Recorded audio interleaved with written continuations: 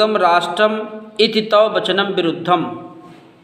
तुम कह रहे हो कि भारत एक देश है और यह तुम्हारी बात एकदम विपरीत है, अर्थात तुम्हारी बात सत्य नहीं। अगर भारत एक देश है और इस देश में अनेकों राज्य हैं और प्रत्येक राज्यों में एक एक शासक है, तो फिर आम्भीक जो है वो हमसे मित्रता क्यों कर लिया?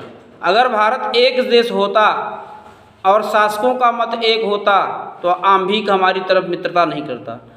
तो ये जो तुम कह रहे हो कि भारत एक देश है, इसमें ढेर सारे राज्य हैं और ढेर सारे शासक हैं, यह तुम्हारा वचन इस प्रकरण से एकदम विपरीत उल्टा दिखाई पड़ रहा है। कहता है कि भारत एकम राष्ट्रम इति तव वचनम विरुद्धम।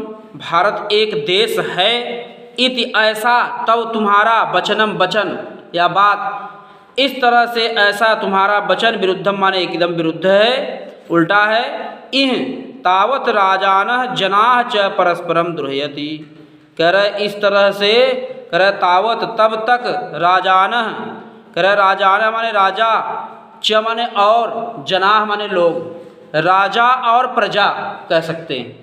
ये कह रहे इस तरह से तक अब तक तो राजा और प्रजा परस्परम माने आपस में एक दूसरे में, द्रोहयत माने लड़ रही है, द्रोह कर रही है।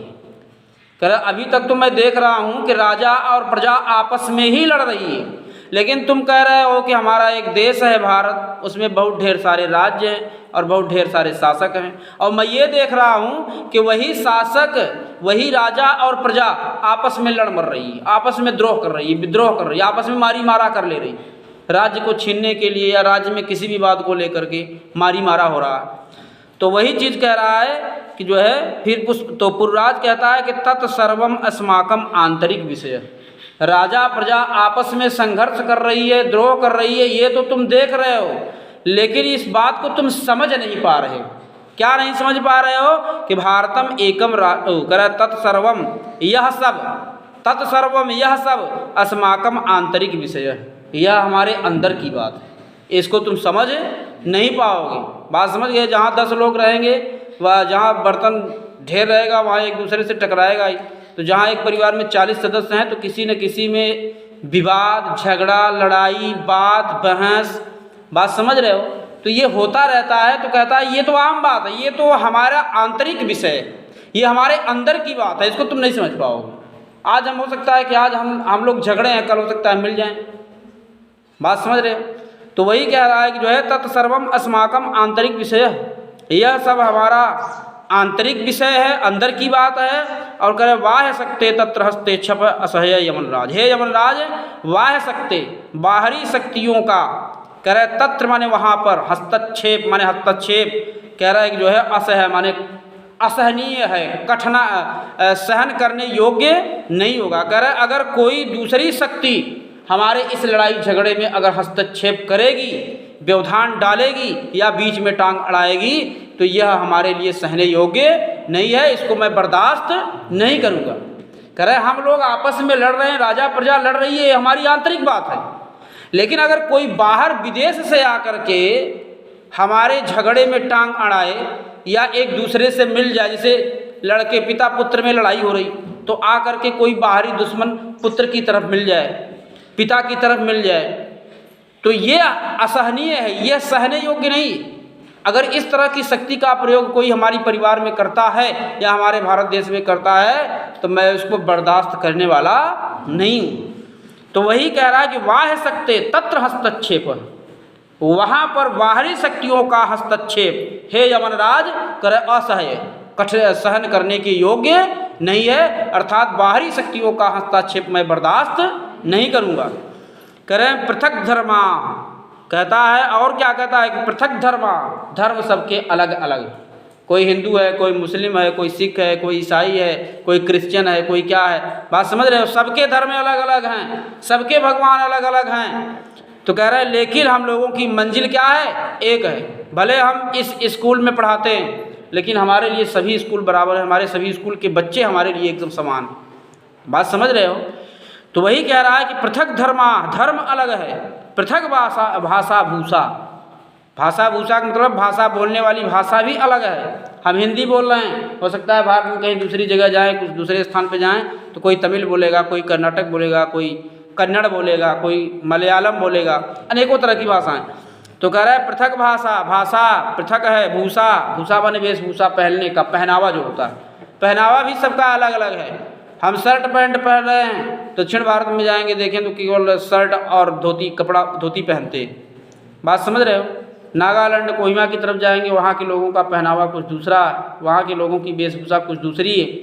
बात समझ रहे हो? तो कह रहा है कि हमारे यहाँ धर्म भी अलग, बोलने की भाषा भी अलग, और पहनने का पहनावा वेशभूषा भी अलग, और कह रहा है अब वयम सर्वे भारतीय, ये सब अलग अलग होते हुए भी, वयम माने हम सब, सर्वे माने सभी, भारतीय माने भारतीय, इतना सब कुछ अलग होने के बावजूद भी हम लोग क्या हैं? भारतीय हैं, भारत में रहने वाले हैं।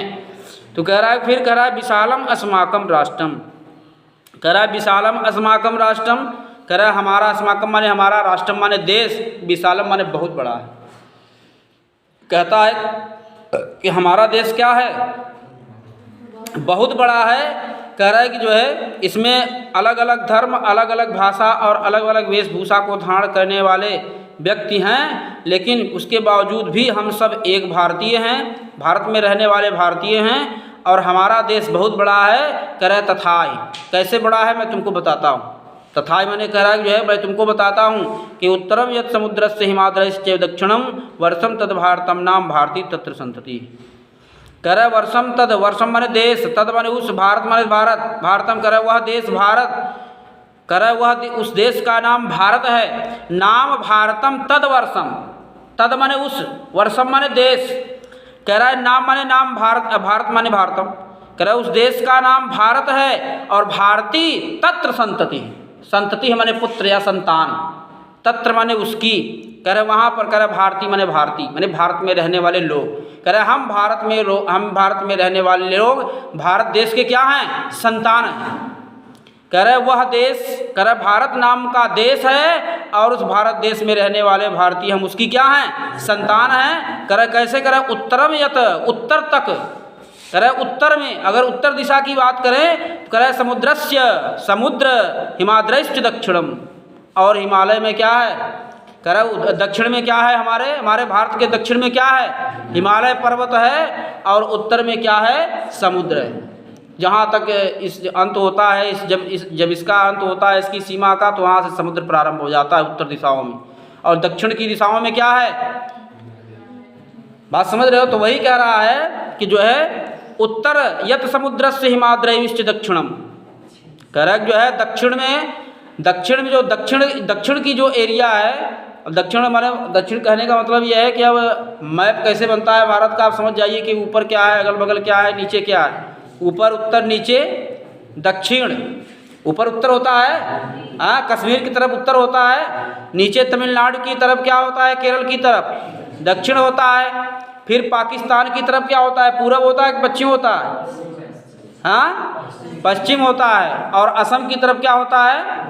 पूरब होता है। तब वही डिवाइडेशन इसमें बता रहा है कि उत्तर यत समुद्रस्य, उत्तर दिशा की अगर बात करें तो कह रहा है उत्तर दिशा में, उत्तरम यत हिमाद्रस्य दक्षिणम समुद्रस्य यत, कह रहा है उत्तर में इसके हिमालय पर्वत बिखरा हुआ, फैला हुआ है एक पहरेदार बन करके, और कह रहा है कि जो है दक्षिण में क्या फैला हुआ है? समुद्र फैला हुआ है इसका पहरेदार बनकर, कि पानी ही पानी है, अगर कोई आक्रमण करना चाहे तो जल्दी आक्रमण नहीं कर सकता है।